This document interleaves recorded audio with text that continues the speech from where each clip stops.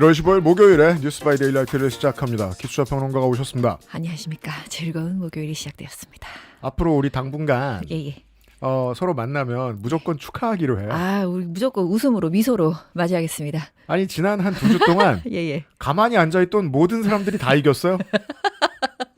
왜 쳐다도 안 봤어요? 아하. 네. 오늘은 또 좋은 날인 게 예. 엄청 올랐는데 심지어 달러도 떨어졌습니다. 얼굴 톤이 맑아지셨네요. 애국 투자. 왜냐하면 제가 의미 부여하지 마세요. 아직 신난 게 꺼지지 않아서 멈추지 못하겠습니다. 좋습니다. 관성입니다. 죄송합니다. 제가 11월에 예. S&P 500 추종 지수를 버렸거든요. 아하. 달러가 떨어지면 사겠다. 아. 라고 생각을 하고 이거 뭐야 이거. 엄청난 투자자잖아. 금도 팔고 예. 다 국장으로 부었어요. 아. 지금 누가 이겼어요? 지금? 그리고 이렇게 붙잡고 있으면 뭐 제가 버리는 쓰레기가 뭐 지구를 더럽히진 않으니까 예. 제 투자가 엄청나게 뭐 국가의 운명을 결정하진 않지만 예. 저같이 가급적 국장에 머무르는 사람이 많아야 달러가 떨어진데 영향을 미칠 거 아닙니까? 야, 이제는 의미까지 부여하는 저 기술까지. 보기 좋습니다. 열심히 배우고 지금 4개월 만에 우등생 정말. 우등주갤러 따봉 하나 드리면서. 그렇습니다. 저 잔망스러운 발이 카메라에 안 나가고 있다는 게 아쉬울 뿐입니다. 신이 나셨어요. 네. 좋습니다. 국장은 부위 붙고 있고 아하. 김병기 전 원내대표는 프사를 없앤 목요일 오후에 뉴스 네네. 시간 방금 속보 떴어요. 속보. 김병기 프사 없앤. 푸사업쌤이 속보예요? 그렇습니다. 여러분 진짜 대한민국 사람이라면 누구나 알아야 될 내용이네요. 예. 옛날 옛적에 제가 이제 PC통신 처음 시작할 때 머드게임이라는 게임 장르가 있었습니다. 모든 게 텍스트로만 이루어져. 주셔가지고 제가 찾아봤거든요. 보셨죠? 근데 그때는 혁신이었다는데 그렇게 재밌었나요? 엄청 재밌었어요. 근데 실제로는 파이널 판타지 같은 게임도 알고 보면 대화밖에 안 한단 말이에요. 예, 완전히 텍스트 인풋, 텍스트 아웃풋이었어요. 요즘 세상이 머드게임 같다고 느낀 게 저는 기술자 평론가가 이 바닥에서 가장 잘 이해할 사람이라고 생각하는 게 페북 트위터 오래 보면 내 친구나 내가 팔로우한 사람들이 언젠가부터 게임 캐릭터로 보여요. 정말 100% 동의합니다. 예측할 수 있잖아요. 심지어 언론사들도 마찬가지입니다. 이때 본인들이 가지고 있는 아이템, 무기 하나에서 움직일 거야 라고 생각할 수밖에 없거든요. 근데 그게 정말 맞는 말씀이신 게 네. 이게 자기 경험에 따라서 이제 비유가 달라지는데 저는 이제 머드게임을 안 해본 세대긴 한데 네네. 어떤 거를 제가 느끼냐면 페북을 저 이제 오래 했습니다. 근데 거기서 보면은 난다긴다는 글밥 먹는 사람들 거기 다 모여 있어요. 그렇죠. 그리고 좀 비빌 언덕 있는 먹을 만한 좀 약간 가방끈 긴 그런 사람들이 저는 이제 페북 살롱이라 부르거든요.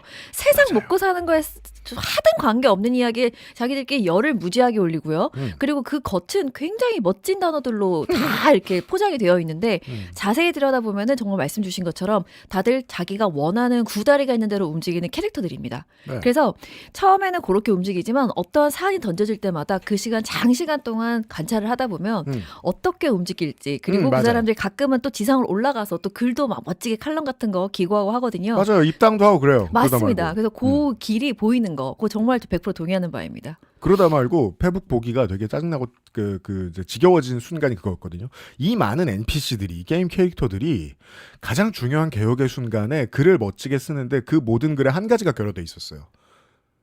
이 개혁의 대상이 되는 커뮤니티에 대한 애정. 아하. 우리 방송이 제일 많이 하는 말이거든요. 애정과 의지가 결여된 분석은 아무리 탁월해도 사회가 발전하는 데 도움이 안 됩니다. 혹은 거기에서 완전히 애정을 인버스로 가진 조선일보나 중앙일보도 있습니다. 망하는 쪽에 걸고 있는 그 보도들을 몇 개 보여드리겠습니다. 지금 나가고 있습니다. 조선중앙이 말입니다. 요즘 뭘 다뤄도 꼼꼼하게 경찰의 잘못을 지적합니다. 김병기 얘기가 메인 메뉴인 것 같은데 알고 보면 경찰이 메인 메뉴죠. 이 기사에서는. 제명되자마자 압수수색 2달간 미적됐다. 이해운 비망록 얘기하면서 수사무와 청탁정황 이렇게 얘기하는, 그러니까 뭘 봐도 저는 이렇게 생각하거든요. 현상만 보면 사회에 아주 좋은 상황입니다. 경찰이나 검찰이나 다 수사기관입니다. 수사기관이 뭘 잘못했죠?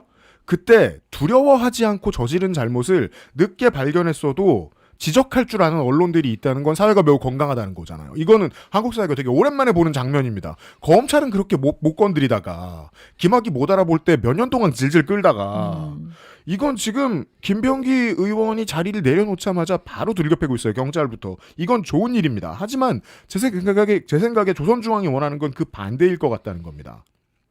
너네들 수사 기소를 분리해 놓으면 앞으로 조선일보가 우리가 계속 이렇게 충실하게 수사 잘못하는 거 보도한다? 너네한테 불리하게 군다? 라는 위협으로 보였습니다.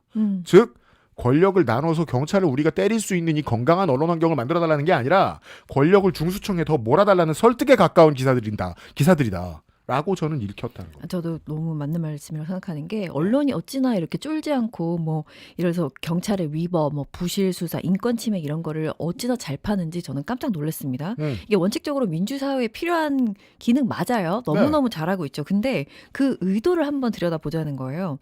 그 왜 저렇게 할까? 저 얘기를 계속 하다 보면은 따라가다 보면 사람들 머릿속에는 약간 뭔가가 뭉게뭉게 생깁니다. 아, 맞아. 경찰 문제 많잖아. 요게 어떤 특정한 게 자세하게 구체적 사례가 떠오르는 게 아니라 그런 이미지가 생기는 거예요. 맞아. 수사는 그래도 검찰이 하는 게 낫지.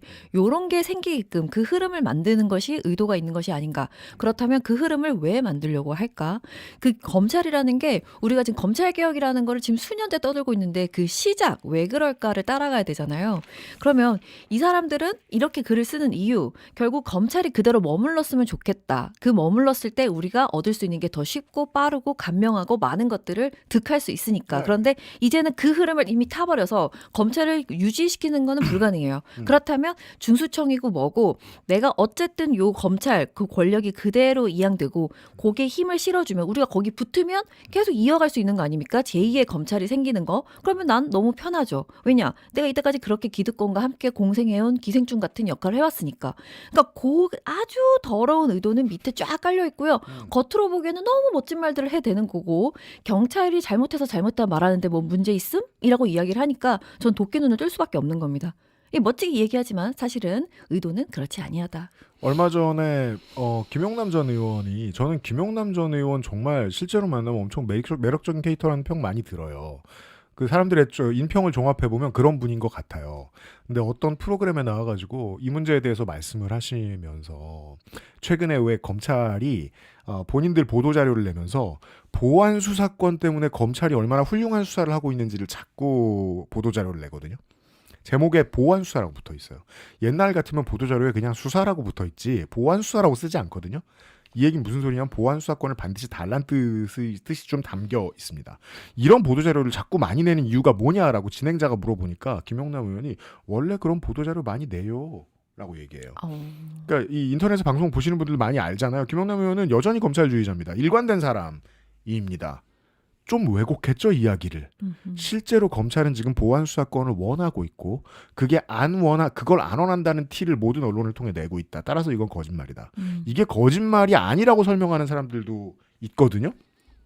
저는 그 사람들이 불과 몇 달 전에 해수부 이전에 대해서 재래 언론이 얼마나 호들갑을 떨었는지 다시 한번 지켜봤으면 좋겠어요. 노조위원장 삭발하셨죠. 부산으로 이사 온 뒤에 만족한다는 인터뷰 하셨죠. 그러니까 개혁한다면 무조건 다 따라갈 거란 얘기가 아니에요. 아닙니다. 개혁하면 따라갑니다. 왜? 1초 만에 이렇게 남아있는 수사권 그 주갤러의 특징입니다. 1초 만에 마음이 변합니다. 아, 예. 남아있는 수사권이 거기밖에 없고 앞으로 전관으로 서초동에 집 사느라 빌린 돈을 꾸준히 편안하게 갚고 애를 유학을 보낼 수 있을 정도의 외벌이 아빠 엄마가 되고 싶으면 남는 방법은 수사권을 가지고 있는 마지막 자리로 가는 수밖에 없어요. 그건 사법수사관입니다. 수사사법관입니다. 중수청 갈 겁니다. 저 사람들 정말 거짓말하는 겁니다. 믿으십시오. 저는 정말 그렇게 생각해요. 거짓말을 하는 건데 사람들이 왜 이렇게 지금 혼란스럽고 와글와글 떠들어대냐. 저는 그 아까 앞서 말씀드렸듯이 겉이 너무 매끄러매요. 그리고 겉이 너무 아름답습니다. 다들 어쩜 그렇게 다들 국민만을 위해서 이야기를 하는지 모르겠어요. 그래서 방금 말씀 주신 게 저는 핵심이라고 생각하는 게 거짓말입니다. 국민 안전, 뭐 수사 공정성, 권력 감시 이런 말들로 어찌나 멋지게 포장해놨는지 좀 하마터면 속을 것만 같습니다. 경찰에 대해서 감시하는 글 계속 나오는 거 잘못한 거 잘못했다고 말하는 우리 언론들의 이 기능, 이 역할 한번 보세요라고 말하지만 사실 들여다보면 그렇지 않지 않습니까? 그래서 정확히 말해주는 게 중요하다. 그냥 그들이 먹을 것을 찾아 떠나는 거짓말들을 하고 있는 것뿐이다. 그리고 언론들은 방금 아까 보여줬던 그 쿠팡 관련된 거 처음에 보여주신 거 보고 저는 진짜 코웃음을 쳤는데 네, 그런 식으로 너무 한꺼풀을 좀 열어서 봐야 되는데 더 어려운 말, 멋진 말 할 필요 없어요. 거짓말하고 있는 겁니다. 그 핵심입니다. 쿠팡 말씀하시니까 생각나는데 이 NPC들을 게임 캐릭터들을 오래 지켜본 기술평론가나 저 같은 사람들은 계속 의심하거든요. 왜 모든 한국 언론이 다 같이 쿠팡을 물어뜯지? 쿠팡 주머니로 움직이는 언론들도 많을 텐데. 그때 김민하 평론가가 명쾌하게 설명해 줬어요. 그래도 한참 시끄러울 때는 함부로 여론의 반대편에 못 선다. 근데 지금 조금 잠잠해졌잖아요. 그렇죠. 지금 김병기가 일면을 덮었다가 중수청이 일면을 덮었다가 하고 있잖아요. 그러면 지금쯤은 다시 돈 주는 지갑에 맞춰 움직일 법하죠. 근데 조선일보를 보면 계속해서 쿠팡의 비협조적이에요. 비판적이에요. 지난번에 이제 미국 그 하원에서의 청문회를 이야기하면서 대체 얼마나 돈을 썼길래 미국 하원 의원들이 저렇게 얘기하냐라고 얘기하는 거예요. 그래서 제가 확신을 가졌죠. 아, 지금 조선일보는 재래 유통 대기업의 비용을 늘려받기로 계산을 끝냈구나. 그러면 그건 경제면을 보면 증거가 나오거든요. 아니 대형마트를 규제하다 보니까 이런 놈들이 큰 거 아니야. 이런 분석 기사가 나오는 거예요. 이게 세트 메뉴예요. 네. 누구 지갑에서 돈 못 뺏으면 언론 구실로 하려고 안 합니다. 맞습니다. 근데 어떤 다른 작은 언론사들은 그걸 하거든요. 왜? 신세계는 돈을 많이 안 주는데 쿠팡은 우리한테 더 많이 줘. 그러면 쿠팡 얘기하고 싶을 수 있는 거예요. 요새 그런 물타는 기사들이 중견급 재래 언론들을 통해서 나옵니다. 다른 기업들은 더 나쁘다. 다른 기업들은 배송이 늦다. 입법을 지금 이대로 하면은 헐렁해가지고 쿠팡도 제재 못한다. 양비론을 열심히 펼쳐요. 네. 제가 이걸 열심히 준비하다 말고 중수청 논란을 보면서 와, 기업 때려잡는 건 아주 쉬운 레벨이구나. 정말 검찰에 비하면 이게 짝꿍으로 보는 게 되게 중요한 게요. 언론은 그렇게 사람들이 보지 않아요. 그래서 맞아. 이게 언론들도 봐봐. 잘못된 거 잘못됐다 말하잖아. 봐봐. 조선일보 봐봐. 니네 맨날 욕하지만 이 빨간 녀석들 조선일보도 잘못된 건 잘못됐다고 말한다고라고 얘기를 하는데 그거는 어떻게 볼 때는 그 부분만 콕 집어서는 알리바이 언론이라고 가끔 부르거든요. 그들은 지갑이 허락해 줄 때만 언론인이 됩니다. 맞습니다. 근데 그런 거를 적어놓고 혹은 나중에 우리가 공정했다. 우리도 잘못된 건 잘못됐다고 말한다라는 알리바이를 만들기 위해서 하는 행위이기도 하고요. 방금 세트처럼 다른 기업은 더 심해라고 같은 세트로 묶는데 저는 그런 거를 이렇게 보다 보면은 왜 우리 홈쇼핑 같은 거 하면 쇼닥터들 쫙 앉아서 이거 안 먹으면 당장 내일 죽을 것처럼 이야기하다가 채널 2개 넘기면 그거를 판매하고 있지 않습니까? 그렇죠. 그렇게 세트로 도는 것 같다는 것이 그 언론에서도 흔히 보이는 모습입니다. 그래서 항상 돈 나오는 그 지갑 따라 움직이는 겁니다. 네. 그래서 의심을 항상 풀면 안 된다. 그렇습니다. 제가 소름 끼쳤던 건 아까 인트로에서 말씀드렸던 대로 제가 쿠팡 홍보실의 그 유능한 대관 담당자들이면 이런 이제 역발상으로 언론전을 통해서 하루에 10,000명씩만 우리 유저들이 돌아올 수 있다. 그러면은 뭐 여름이 가기 전에 매출을 다시 회복할 수도 있어요. 오늘 나온 기사에서 네. 그 우리가 아니다. 그거는 보상책이 아니다. 그거는 5만 원 쿠폰 3개월 내에 써라. 네. 오늘 나간다 얘들아. 지금 너 탈퇴했어? 돌아와야 받을 수 있어 5만 원. 이렇게 기사가 나오고 있더라고요. 또 코스 한 바가지 치고 왔습니다. 그렇습니다. 자, 보수 언론이 가장 진심일 때는 국민의힘 깔 때입니다. 그거는 정말 꿀맛입니다. 네. 예. 저 얼마 전에 게시판에서 그런 거 봤어요. 저 당명 공모할 때. 뭐 좀 하셨습니까? 아니요, 전 안 했는데 그 당 이름이랑 그 제안하는 당 이름이랑 이유를 쓰게 시키더라고요. 예. 네. 올리고당 써있길래 뭐 안 웃긴데 뭐야. 근데 사유 달콤한 거예요. 어디선가 많이 들었던 네. 말투네요. 참 유튜브가 어른들 많이 망치는구나. 네. 동심으로 돌아간다고 표현해 주십시오. 그러니까 화가 났다. 예. 보수 언론은 이런 취급이나 당하고 있고 김병기 사퇴 이러면서 홍가한가 했는데 이번 주에 ARS 여론조사 나온 거 보니까 국민의힘이 더 떨어져서 축하합니다. 예, 국민들도 스펙은 볼 줄 안다는 거죠. 김병기를 빠르게 제명하고 욕을 지금 한참 먹기를 각오하고 있는 민주당과 전 당대표를 제명했고 제명한 이유는 매우 짜친 글을 게시판에 썼기 때문이며 그 짜친 게시판 글을 쓴 당사자로 보이는 전 대표라는 사람이 하는 말은 이것은 민주주의에 대한 도전이라고 말하면 내가 제명됐는데 민주주의 도전이면 내가 민주주의다. 또 다른 개업이다. 내가 민주주의. 내가 국가네요. 예, 나는 300석의 국회인 거예요. 나는 영선이지만. 그러니까 계엄을 막아냈고 민주주의를 지켜낸. 와, 이 거대한 자아 과잉의 세계관. 그게 지지율로 나옵니다. 오늘의 소식은 이겁니다. 한동훈 씨에 대한 국민의힘의 징계 확정이 무려 보류됐습니다.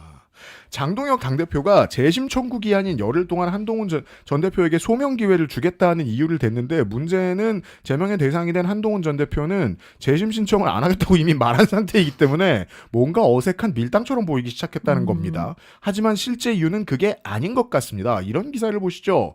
한동훈 대표의 제명 의견을 내는 징계 결정문이 있을 거 아닙니까? 징계위를 소집을 하면 그 결정문의 내용이 결정문이 나온 뒤에 2번이나 고쳐졌다는 겁니다. 좀 읽어드릴까요? 당원 게시판 글은 한동훈 전 국민의힘 대표가 작성한 것으로 보인다. 는 글을 썼다가 직접 게시글을 작성했는지는 수사로 밝혀져야 한다면서 결정문을 2차례 정정했다는 겁니다. 다시 정리드리면 처음 징계 이유인 한동훈이 작성했다가 수사로 밝혀져야 한다로 바뀌었다는 건 징계 대상자가 징계 대상이 되는 행위를 하지 않았다는 내용을 담은 징계 결정문 되겠습니다. 이런 멋진 글이 나왔습니다. 이러니까 지금 한동훈 전 대표가 이거는 절차적으로 문제가 있다라고 주장을 하고 있는 거고 네. 내용을 들여다보고 싶어 하진 않아요. 2개의 IP 이런 얘기로 들어가 버리면은 우리 한동훈 선생님이 지금 곤경에 처하게 되기 때문에 그건 장해찬만 웃게 하는 결과입니다. 그 댓글에서 쓴 짜친 모든 내용을 계속 복습해야 돼요. 모든 당원들이. 아니 장예찬 지금 부위원장은 또 속보가 또 떠가지고 그렇습니다. 또 공경에 처해 있더라고요. 한동안 법원에 더 머물러 계셔야 됩니다. 다들 지금 공경에 빠져 있는 달콤한 상황이 이어지고 있는데요. 지금 윤리 같은 경우에는 절차적 흠결을 보완하려고 지금 뭐 이러저러한 일들을 만드는 것 같지만 사실은 다들 우리가 또 아까 말씀드렸듯이 매끈한 포장지를 하고 있지만 다들 뭐를 원하는지도 우리가 다 알고 있잖아요. 그렇기 네. 때문에 우리가 웃을 수밖에 없는데 지금 저렇게 시간을 끌다가 결국은 뭐 법원으로 가처분 된 경우에는 인용될 가능성이 있다. 뭐 그러면 지방선거 지나고 나서 되고 어쩌고 저쩌고 5년의 공백이 생길 것이고 제명되고 나면요. 네네. 이제 그런 상황이 되면은 장동혁 입장에서는 왜냐하면 지선 때 장동혁의 얼굴을 원할까, 뭐 한동훈의 얼굴을 원할까 이런 거를 보면서 본인에게 불리할 수 있다라는 여러 가지 수를 머릿속에서 막 돌릴 겁니다. 일단 보수 언론이 자기 편이 아니라는 사실을 장동혁 대표는 알고 있습니다. 물론입니다. 네. 그렇기 때문에 머릿속에 무조건 돌리다가 저는 장동혁 대표가 그래도 꽤나 지금 승부수를 한동훈보다는 승부수를 더 잘 던진 게 원래 같으면 사형 선고를 받은 우리 윤석열 우리 수계가 네. 그 얘기로 지금 와글와글 떠들어야 되고 거기에 찬성을 했니 말았니 네가 그때 갔니 말았니 이런 이야기를 떠들어야 되는데 그 얘기는 싹 사라지지 않았습니까? 국민의힘은 아무런 입장이 없죠. 논평이 하나고 어찌 이럴 수가 있습니까? 네. 영남계 의원하고 연결을 했더니 우리는 사실상 관심이 없다라는 인터뷰를 하고 있어요. 이게 무지 된 상황인지 모르겠는데 하여튼 저는 장동혁 대표가 어떠한 것을 갔든 지금 현재는 저는 좀 더 우위에 점했다. 지금 잘 승부수를 던진 거라고 봅니다. 다만 오늘 저녁까지 이제 다른 뭐 유튜브 프로그램이나 그 뉴스를 통해서 전후 사정이 정해지겠지만 분명히 징계위와 당 중앙 간에 논의가 있었던 겁니다. 한동훈이 썼다라는 말은 법적으로 아주 불리하다. 이걸 가지고 만약에 가처분 신청해서 한동훈이 승리하면 한동훈은 어딘가에 출마할 것이다. 가 나오니까 거기까지 가면 장동혁을 흔들고 싶어하는 사람들에게 더 좋은 일이에요. 어떤 사람? 한동훈 편인 사람? 아니에요. 당연히 극히 적죠. 말고 영남계 중진. 네. 감히 저 초선다리가 1.5선 이 나를 줄 세우려고 해? 라고 생각하는 김상욱 의원의 표현에 따르면 언더찐윤. 이 사람들이 장동혁 대표의 권력을 해체하고 싶어 하는데 그분들에게까지 버림을 받으면 장동혁 대표는 정말 이제 더 이상 답이 없어서 장동혁 대표에게도 목에 칼이 들어온 상황입니다. 동시에 양쪽 대표 모두에게. 맞습니다. 네, 그리고 이걸 무척 싫어합니다. 보수 언론은. 한동훈 전 대표가 만약에 정말로 정치적 감각이 있는 사람이었다면 여러 차례에 자신에게 주어진 기회들이 있었어요. 만약 계엄 터진 날 저는 본인이 계엄을 막았다고 자꾸 주장하는 게 너무 어처구니가 없지만 그렇죠. 그러나 그날 한덕수와 그 다음 날 한덕수랑 이렇게 뭐 자기네가 어떻게 공동으로 뭘 하겠다느니 하나는 이런 얘기 때. 그렇죠. 네. 이런 얘기 일절 없이 정말로 나는 이 계엄은 불법 내란이라고 생각을 하고 딱 명명을 하고 나는 여기에 반대하는 모든 이들과 함께하겠다라고 만약에 했더라면 한동훈은 정말 급부상이었습니다. 그 기회 놓쳤습니다. 그러면 모두가 행복했을 거예요. 여기서 모두는 우리를 뺀 모두. 보수 언론 전체. 그때는 뭐 이미 보수 정당 축제죠. 전체.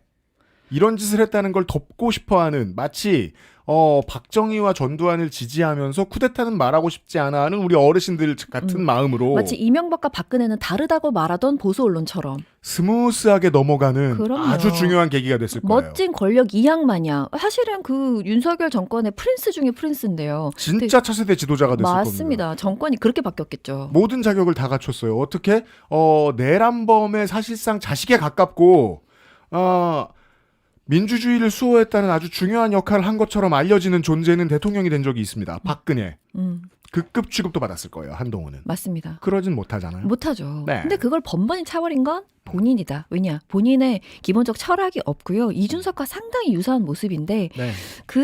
이준석이 한동훈에게 탈당을 부추기고 여러 가지를 제안하고 있는데 둘이 똑같은 모습을 보입니다. 연대를 하거나 아까 말씀 주신 것처럼 커뮤니티를 사랑하는 마음이 없어요. 정말로 좀 크게 보는 것을 그 둘은 가지고 있지 않아요. 그래서 네, 서로 그렇죠. 이용하는 언프라는 관계에 지나지 않는다. 그런데 그게 처음에는 좀 먹히는 것 같지만 이미 시간이 좀 지났고요. 우리 눈에는 저 녀석들 뭐 하나 참으로 재밌도다라는 이미 읽히고 있다는 거. 그래서 이준석이는 한동훈에게 여러 가지를 제안하면서 네가 떨어지면 그 자리는 내 것이야 라는 것을 차지하라는 계산이 우리 눈에 너무 잘 보이고 있고 그것을 근원적으로 들어가면 정치를 꾸준히 보다 보면 되게 멋진 거대한 담론이 아니라 사실은 인간의 그 투명한 욕망들이 굉장히 그 움직이는 그걸 시민들은 봐요. 맞습니다. 그 힘이 된다는 걸 우리가 느끼잖아요. 네. 그러니까 그들은요 정말 간단하게 이런 거예요. 한동훈이랑 이준석은 둘 다 내가 탑이 돼야 돼요. 나 하나, 내가 최고야. 이 자아과잉이 그런 대단한. 캐릭터들이죠. 항상 내가 옳아야 하는 캐릭터들이기 때문에 정치적으로 공존이 불가능합니다. 그래서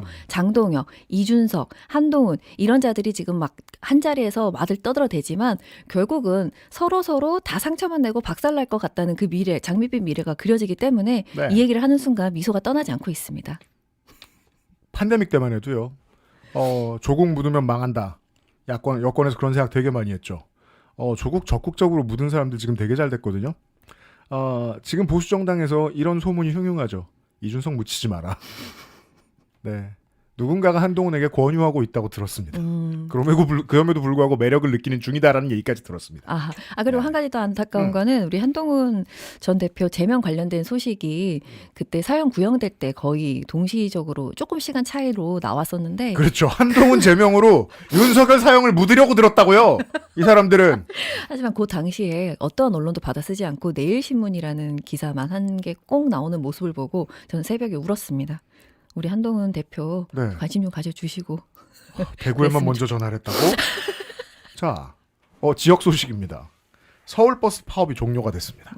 오늘부터 정상 운행을 합니다. 잠시 후에 오늘 방금 출마 선언을 한 서영교 의원의 의견도 좀 듣겠습니다만 이 이야기는 한 지역의 이야기도 아니고 한 회사의 이야기도 아닙니다. 이걸 기억해 주셨으면 좋겠습니다. 사실상 거의 모든 임금 생활자, 한국인의 삶을 다 바꾼 대법 판결이 문제가 됩니다. 재작년 말에 통상임금 범위가 확대됐습니다. 조건부 정기상여금도 통상임금이라는 이 어려운 말이 월급 생활자에겐 하나도 안 어렵습니다. 내 급여 명세서를 보고 있으면 그 중에 상여금은 사실상 상여금만 받고 날아가는 돈이었습니다. 그런데 이 상여금이 기록에 남아서 내가 퇴직금을 받을 때도 추가 수당을 받을 때도 이 상여금도 산정이 같이 된다는 소리입니다. 그러면 내 임금 수준은 전체적으로 올라갈 수밖에 없습니다. 한겨레가 세상 정리를 잘 했습니다. 원래 저랬다가 변경이 되고 난 다음에는 받는 돈이 똑같아도 연장근로수당이 달라진다 라는 이야기가 됩니다. 이런 모든 노동자 친화적인 마법이 있었는데 이걸 서울버스의 모든 사측이 그동안 무시하고 있었고 이걸 무시하는 행위를 오세훈의 서울시가 그동안 용인해 주었다가 참다가 터진 게 이번 사태라는 뜻이 되겠습니다.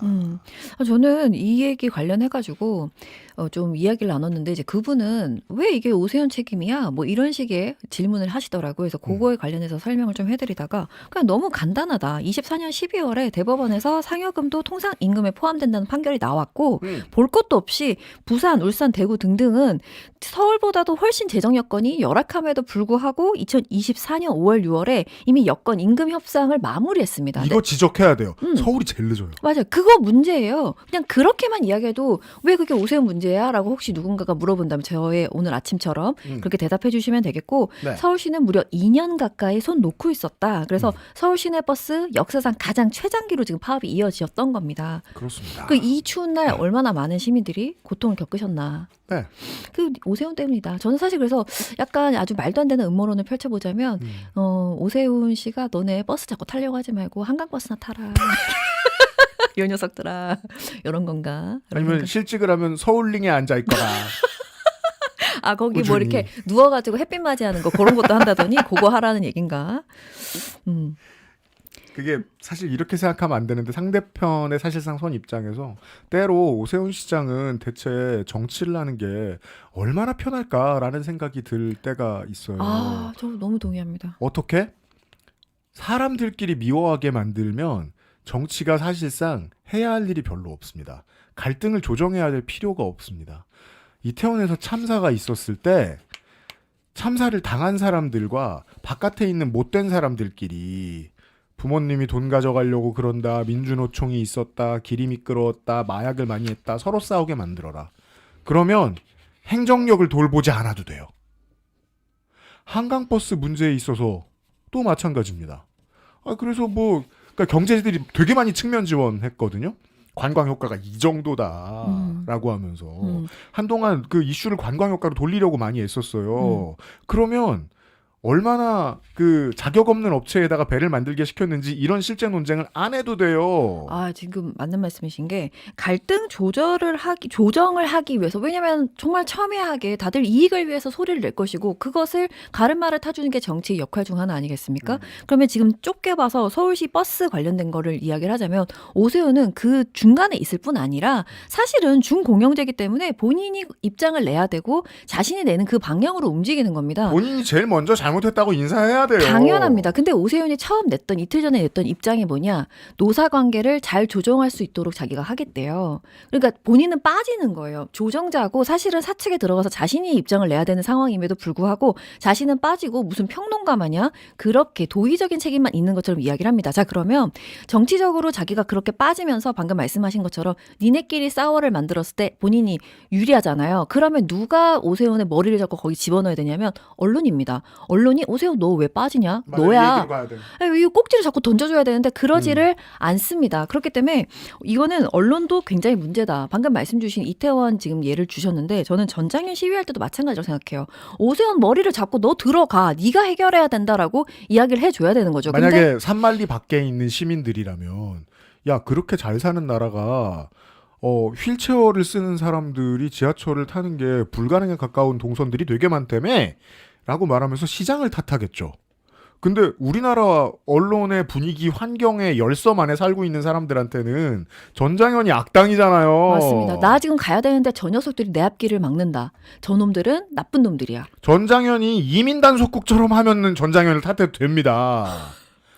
전장현을 탓하지 말라는 건 전장현에 탄수화물만 있기 때문이 아니에요. 오세훈을 좁혀야 고쳐질 수 있는 문제이기 당연합니다. 때문이에요. 근데 시민들은 사실 당장 내가 어딜 가야 되는데 나를 막으면 늦었잖아요. 화낼 수 있죠. 네. 그 화낼 수 있지만 그 화를 그 분노도 에너지입니다. 그 에너지를 어디로 향하게 하느냐 물기를 내는 건 언론의 역할이에요. 근데 언론에서 뭐 합니까? 항상 불편을 야기하는 전장현이라고 그렇게 그런 것만 따서 갖고 오지 않습니까? 그래서 저는 이런 얘기를 전달할 때 지금 한겨레가 굉장히 정리를 잘하셨다고 말씀하셨는데 이런 기사가 몇 개가 됩니까? 사실 이런 기사는 잘 나오지도 않을 뿐더러 이렇게 접근하는 기사는 거의 없다. 그래서 사람들이 또 저 녀석들 우리 불편하게 하네. 나 추운데 걷게 하네. 버스 파업. 이렇게 손가락질하게 되는 거 아니겠습니까? 다시 한 번 더 이 정치적인 걸 보다 보면 항상 언론이 가장 문제다라는 생각이 너무 많이 드는 거죠. 에너지의 흐름을 만드는 건 언론이다. 왜 갑자기 코웃음이 콩콩콩 나오시나요? 버스 파업도 전장현인 줄 알고 민원 넣은 사례가 있대요. 박유준 PD가 설명해 줘. 마음이 아프네요. 서울시의 승인 없이는 임금을 자율적으로 조정할 수 없는 구조임에도 불구하고 거기서 쏙 빠지려던 오세훈의 머리채를 누가 잡았냐? 그래도 지방선거가 가까이 있으니까 머리채가 맞아요. 잡힌 겁니다. 네. 그러니까 민주당 후보들이 적극적으로 사진 찍었거든요. 달려가서 노조들 만나고 언플을 해주는 바람에 기자들이 그걸 받아 써줘서 약간 역공이 됐어요. 맞습니다. 아까 말씀해주신 거 다시 한 번만 보론이 필요한데 심지어 이런 문제에서 노동과 인권 감수성이 현장 기자들이 가장 뛰어난 회사는 재래 언론 중에 경향이에요. 근데 그랬던 그런 경향마저 경향은 그 문제에 대해서 믿고 봐도 됩니다. 그런 경향신문마저 사회부 기자가 써놓은 버스 파업에 대한 기사의 발제문, 그러니까 저 제목이 시민들 발동동으로 시작을 하는 거예요. 너무 크게 실망스러워가지고. 그러니까 사회부의 입장에서 그냥 있는 현장에 대한 시민들의 반응을 쓴 스트레이트 기사를 쓰는 것까지는 이해가 돼요. 그랬으면 데스크에서 판단을 해야 될 거 아니에요.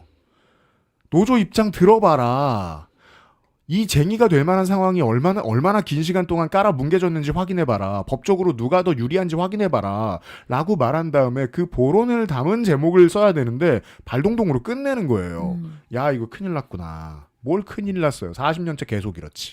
진짜 이거는 정확하게 말합니다. 서울버스 파업은 노사 문제가 아니고요. 준공영제 책임 주체가 누구냐? 서울시다. 그리고 오세훈은 통상임금 문제를 장시간 방치했다. 전형적인 행정 실패다. 오세훈의 무능이라고 정확히 말을 해야 하고 네. 저는 노조 관련된 기사를 보실 때 한 가지 좀 말씀을 드리고 싶은 게 네. 제가 그 언론에 관심을 가지게 된 것 자체도 전 용산 참사 때문이었거든요. 맞아요. 근데 그렇다면서요. 이 노조 문제는 정말 긴 시간이 흘러도 그냥 보통의 우리 진영이라 그냥 뭉뚱그려 말씀드리겠습니다. 민주 진영의 사람들조차도 노조 관련된 기사 같은 경우에는 노조를 먼저 비판하는 경우를 굉장히 많이 봤습니다. 네. 근데 여러분 어떠한 그 생각을 기준을 가지고 한번 읽어보시면 언론이 제대로 썼다 안 썼다가 구분이 되냐면 노조가 오늘 날씨가 좋아서 바람이 불어서 기분이 더러워서 파업하는 것이 아니다. 이 사람들이 왜 파업을 할까? 이유가 뭘까? 그럴 이유가 있을 텐데 그 이유를 한번 들여다보자. 그 이유 보고 내가 판단할 수 있는 거잖아요. 네. 그 기사가 이유를 담고 있는가? 파업의 이유. 그것을 담고 있지 않다면 그 기사는 틀린 기사입니다. 근데 정말 많습니다. 왜 파업했을까? 오늘 약간 기분이 그래서 말이 안 되잖아요. 내가 일하는 이 기업이나 이게 망하기를 바래서 파업하는 노조는 없습니다. 그래서 그거를 기준으로 삼으시고 기사를 읽으실 때 파업의 이유가 무엇인지를 꼭 한번 찾아보시기를 부탁드립니다. 예전에 그래서 그 말씀을 드리고 싶은데 예전에 그 노조 관계 조정법 노동 관계 조정법에 보면은 기본적으로 임금 인상과 관련된 협상이 들어가야 쟁의도 할 수 있고 파업도 할 수 있어요. 그래서 사실은 기계를 장시간 돌려서 위험하게 하지 말라든가 아니면은 뭐 열차로 말할 것 같으면은 파손 위험이 있는 열차의 운행을 좀 중단하고 정비할 시간을 충분히 줘서 시민들을 위협에 빠지지 말게 하라라는 말도 노조가 할 수 있잖아. 철도 노조라면. 근데 그 말만 해서는 파업을 할 수 없어요. 우리나라 법이 오랫동안 그래왔어요. 파업을 하려면 반드시 그 안에 임금 협상안을 끼워넣어야 돼요. 그래서 임금 협상을 해야 하는 시즌에 밖에 파업을 못 해요. 그러면 경제지는 임금 얘기만 합니다. 오래된 수법 중에 하나. 맞습니다. 네.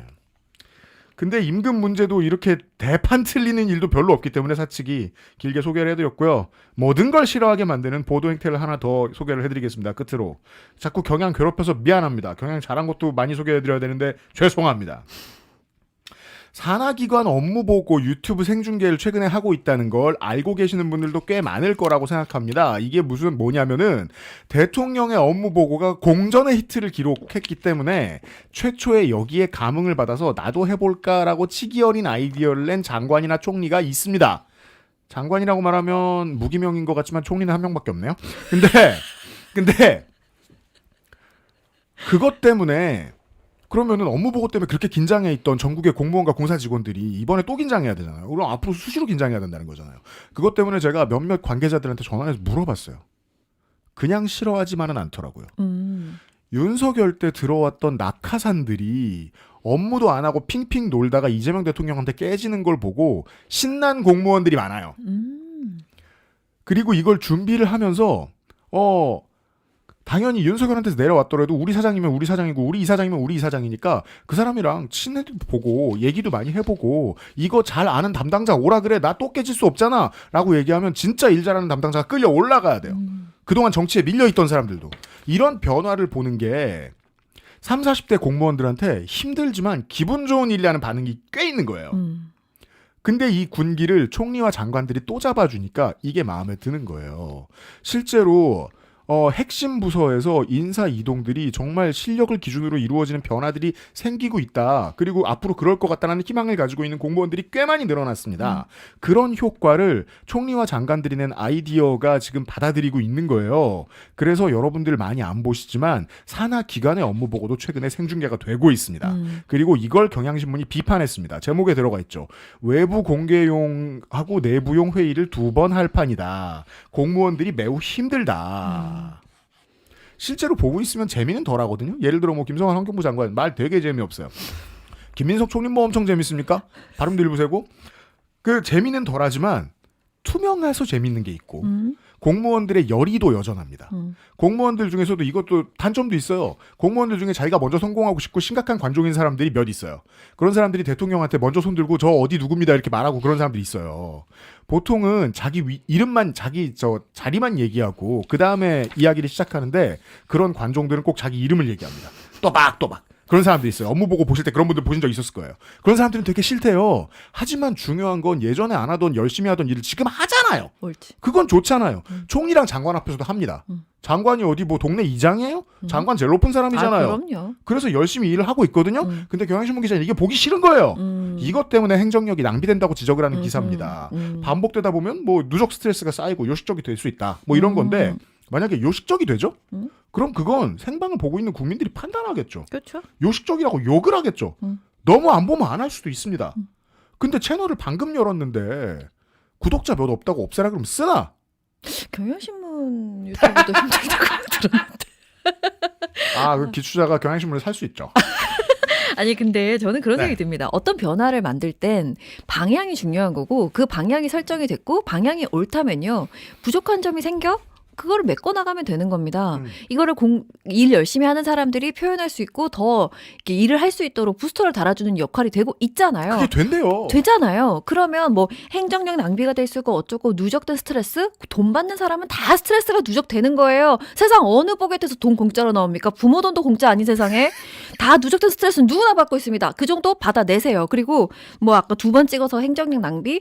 뭐 그런 것도 일부 일어날 수 있겠죠. 메꿔나가는 방법은 찾아가면 되는 겁니다. 방향이 옳아요? 그럼 가는 겁니다. 그래서 뭐 좋은 기사 뭐 열심히 쓰셨는데요. 저는 거기에 좀 포인트를 다르게 한번 접근해 보시면 어떠냐. 고약했던 건 시작한 지 얼마 안 된 서비스니까 보는 사람이 적을 거 아니에요? 그럼요. 근데 보는 사람이 얼마 없다는 걸 타박하는 건 좀 고약하다는 느낌이 드는 거예요. 아니 그런 식이라면은 KTX의 산간지방에 가는 그 기차 없애세요. 노선 몇 명 타지도 않는데 그런 식으로 접근하는 게 그 어떻습니까? 아이디어의 미래가 일본이에요. 맞습니다. 그래서 저는 이거 방금 이 말씀을 꼭 드리고 싶었습니다. 언론에서 저는 이제 가장 말도 안 되게 예를 들어서 탄핵 탄핵 반대 집회를 막 이렇게 포커스 맞춰서 기사를 냈다고 생각해보 잘못된 논자잖아요. 네. 우리 막 이제 그걸 비판을 합니다. 그런데 저는 더 나쁘다고 생각하는 언론이 뭐냐면 찬반 탄반을 동일하게 있는 것처럼 하고 마치 다 썩었어로 막 이야기를 전개해 나간 정치 혐오로 자아내려는 그런 언론들 있잖아요. 1월 달에 그런 재래 언론 꽤 많았습니다. 너무나 많았죠. 근데 저는 정치 혐오로 빠지게끔 하는 언론들이 가장 나쁘다고 생각을 하는데 왜 그러냐면 예를 들어서 기사에 흑백 요리사 나왔다고 생각을 해보세요. 어떤 문제가 생겼어요. 저는 안 봤습니다. 그럼 난 거기에 대해서 얘기를 하기가 좀 어려워요. 안 봤으니까. 드라마도 마찬가지고요. 네. 어떤 거 스포츠 경기도 마찬가지입니다. 내가 보지 않았으면 이야기하기가 좀 어려워요. 그러면 그런 이야기를 할 때는 그 사람들 이렇게 말해요.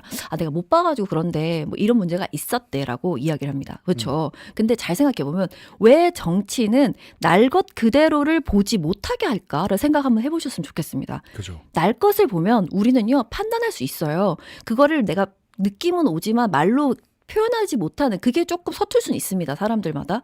그러나 느껴지고 알게 됩니다. 날 것 그대로를 보게끔 해주는 것이 그게 옳은 거예요. 근데 이상하게 보지 마. 우리가 말해주는 거, 우리가 전달해주는 거, 우리가 끼려가지고 맛있게 입에 넣어줄 테니까 그거를 먹도록 해라고 자꾸 주장하는 언론들 의도가 있는 겁니다. 날 것을 보아야 돼요. 우리가. 아무도 안 보니까 없어져야 되면 가장 먼저 없어져야 되는 건 종이신문이 맞고요. 조선일보 축하합니다. 그렇습니다. 예. 그러니까 그런 생각을 그러니까 말씀하신 그거 이제 우리가 설명해 주는 사람들이다. 예. 동굴의 오류를 범하고 있는 지식인. 그거 하나랑 맨날 옆에서 보고 있으면서 행정과 정치는 이상한 꼰대들이 하는 거다라는 믿음을 가지고 있는 것 같기도 해요. 언론인들이. 근데 그 믿음 때문에 진보 언론의 기준이라면 보수 언론의 기준에서는 저희가 박채린 기자하고 설명해드렸습니다. 윤석열을 얼마나 대단한 영웅으로 보이게 하려고 작업했는가 말고 진보 언론의 기준에서는 이재명과 윤석열이 동일한 존재로 보이는 건가 싶은 애티튜드를 보여주는 언론들도 꽤 있어요. 근데 그렇게 보이면 그건 정말 그 언론인의 이해력 문제, 문해력 문제니까 그 사람이 언론인이 되지 않는 쪽이 더 낫잖아요. 맞습니다. 근데 예. 저는 약간 지능의 문제라고 말하고 싶진 않고 애써 쌓여온 본인의 편견이라고 생각합니다. 그래서 이게 그냥 크게 해서 뭐 진보 언론이라고 부르는데 뭐 딱히 진보인지도 모르겠지만요. 진보 언론이라고 불리는 그런 기사들을 가끔은 어떤 생각이 드냐면 대단한 엘리트 의식에 빠져서 이재명이라는 사람을 좀 가끔은 낮춰보는 것 같다라는 생각을 굉장히 많이 합니다. 그래서 본인이 지금 굉장히 게으르게 판단하고 있고 게으른 정의를 내리고 있고 그것으로 펜으로 글을 쓰고 있다는 걸 인지조차 못하고 있어서 얼마나 우스꽝스러운 결과물을 내는지를 모르는 것 같다. 대통령이 된 그 정치인을 낮게 보기 때문에 생기는 문제로 말할 것 같으면 노무현과 이재명은 정말이지 판박이거든요. 언론인은 고사하고 검찰, 법원, 심지어 자기 당의 정치인 다 마찬가지인 경우들이 꽤 많아서 그 이해로 논평할 수 있는 것들이 꽤 많긴 합니다. 네, 긴 시간 고맙고요. 경향신문에 다시 한번 한 말씀. 구경의 정치 비상구 재밌다. 저희 방송 끝나면 다시 보시면 됩니다. 죄송합니다. 저도 한때 출연했었는데 죄송합니다. 기자평론 어서 오십시오. 감사합니다.